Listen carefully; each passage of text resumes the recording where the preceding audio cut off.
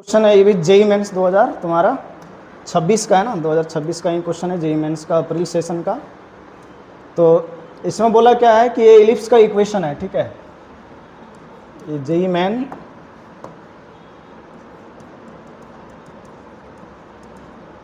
तो 2026 में पूछा है। देखो क्वेश्चन कितना मतलब बढ़िया क्वेश्चन है और उतना लेंथी भी नहीं बनने वाला है शायद। कि बोला ये इलिप्स का इक्वेशन है, represent an ellipse with major axis along y axis, ठीक है। सबसे पहली बात क्या बोला कि जो ये इलिप्स का इक्वेशन दिया है उसका मेजर एक्सिस कौन सा है, वाई एक्सिस है। और मेजर एक्सिस वाई एक्सिस है तो आप समझ गए कि वाई स्क्वायर के नीचे जो कांस्टेंट है वो ग्रेटर होगा एक्स स्क्वायर से, यानी बी ग्रेटर देन ए।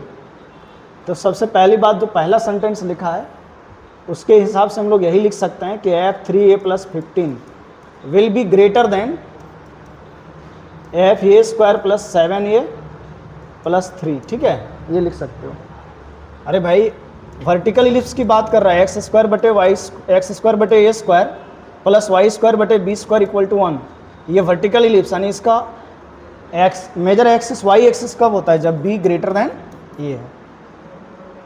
आगे क्वेश्चन में बोला अलोंग वाई एक्सिस, बोला जो f फंक्शन है ना वो स्ट्रिक्टली डिक्रीजिंग पॉजिटिव फंक्शन है ऑन r। मतलब ये जो f फंक्शन है वो स्ट्रिक्टली डिक्रीजिंग है, समझो। मतलब कुछ इस प्रकार से ये स्ट्रिक्टली डिक्रीजिंग ऐसे। अब स्ट्रिक्टली डिक्रीजिंग फंक्शन हो तो आप इसके बारे में क्या जानते हो, इसके बारे में क्या जानते हो? अगर कुछ नहीं जानते तो देखो यहाँ पर ये मान लो x1 है और ये क्या है, x2 है। क्या आपको लग रहा है x2 ग्रेटर देन x1 है?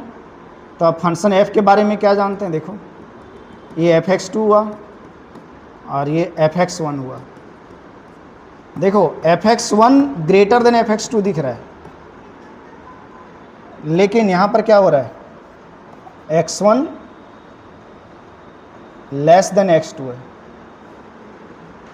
मतलब fx अगर फंक्शन डिक्रीजिंग रहे तो fx1 ग्रेटर देन fx2 अगर हुआ, यानी x1 पे आउटपुट बड़ा है x2 से, तो जो इनपुट है वो उसका उल्टा होगा।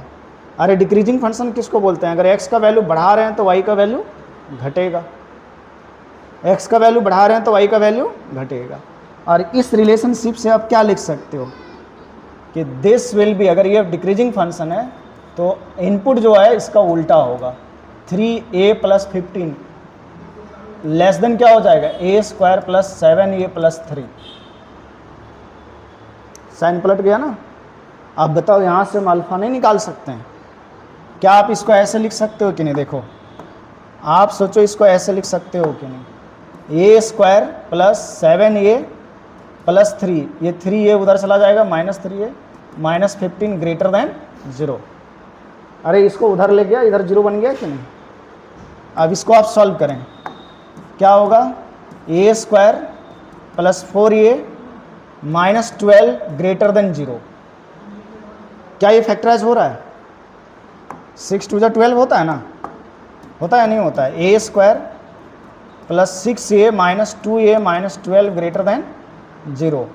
ये +6 बना और ये -2 बना, देखो ग्रेटर देन 0 बना। तो अब बताओ a का वैल्यू क्या आएगा? ये नंबर लाइन लिया आपने -∞ to +∞, this is -6 critical point आएगा, जो इसका 0 आएगा, 0 यानी रूट्स जो आएगा इसका रूट्स क्या आएगा, -6 और 2 plus minus plus. Greater than 0 है तो पॉजिटिव रीजन सेलेक्ट कर लो, लेस देन 0 है, ग्रेटर देन 0 पे पॉजिटिव इंटरवल सेलेक्ट कर लोगे। मेन पार्ट क्या था इस क्वेश्चन का कि फंक्शन बोल रहा है डिक्रीजिंग, यानी ये वाला जो बात बताया कि अगर फंक्शन डिक्रीजिंग है तो fx1 ग्रेटर देन fx2 है, तो जो इनपुट है वो क्या होगा, जस्ट अपोजिट होगा डिक्रीजिंग फंक्शन में। मेन चीज़ ये था। तो यहाँ से आंसर कैसे लिख सकते हो? अल्फा का a बिलोंग्स टू क्या लिखोगे, -∞ to -6 ओनियन टू इन्फिनिटी लिखोगे। इसको दूसरे लैंग्वेज में क्या लिख सकते हो कि पूरा रियल नंबर में से अब माइनस कर दो -6 to 2 को, लिख सकते हो ना, पूरे रियल नंबर में से ये पार्ट को घटा दिया। और यहाँ देखो यही चीज़ दिया हुआ है, r - अल्फ़ा बीटा। अगर इसको कंपेयर करोगे आर माइनस अल्फ़ा बीटा से, तो आप यहाँ से अल्फ़ा बराबर निकाल लिया -6 और बीटा बराबर निकाल लिया 2। तो आप बताओ alpha square plus beta square क्या आएगा?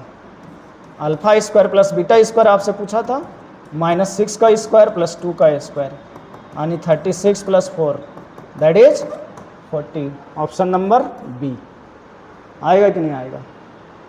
तो थोड़ा सा ये मतलब एलिप्स का हल्का सा कॉन्सेप्ट था, मेन कॉन्सेप्ट इसमें किसका? फंक्शन का था। ठीक है।